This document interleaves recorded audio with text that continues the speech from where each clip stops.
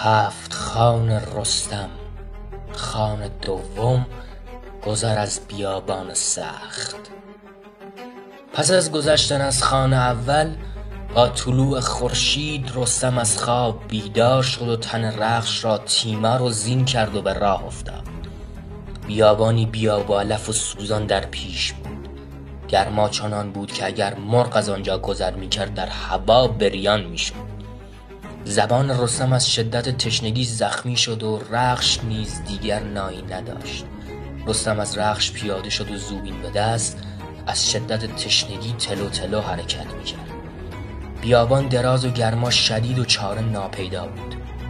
رستم از شدت تشنگی به سطوح آمده دست به آسمان برد و گفت: ای داور دادگر، رنج و آسایش همه از توست.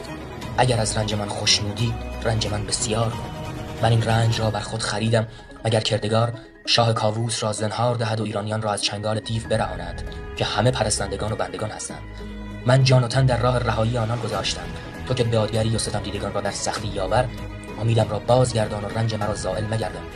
مرا دستگیر باش و دل زال پیر را بر من بسوزان. همچنان میرفت و با خدا در نیایش بود، اما موزنه امیدی پدیدار نبود. هر لحظه توانش کمتر میشد. مرگ را در نظر مجسم میکرد و میگفت: اگر کارم با لشکری میافتاد، شیروار به پیکار آنان در میآمدم و با یک حمله آنان را نابود میساختم. اگر کوه پیش میآمد، با گرز گران کوه را فرو کوفته و پست میکردم. اگر رود جیهون بر من میقرید و نیروی خدا دادی در خاکش فرو میبردم. ولی با راه دراز و بی آب و علف و گرمای سوزان، دلیری و مردی مرا چه سود؟ مرگی را که چنین روی آرد چه چاره میتوان کرد؟ در این رویا بود که تن پیریوارش سوز شد و ناتوان بر خاک افتاد. همانگاه میشی از کنار او گذشت. از دیدن میش امیدی در دل رستم پدیدار آمد و اندیشید که میش باید آبشخوری در این بیابان داشته باشد. دوباره نیروی خود را جذب کرد و بلند شد و در پی میش به راه افتاد. میش وی را به آبشخوری رهنمون ساخت و از مرگ حتمی نجات یافت. رستم دانست که این کمک از سوی خداست.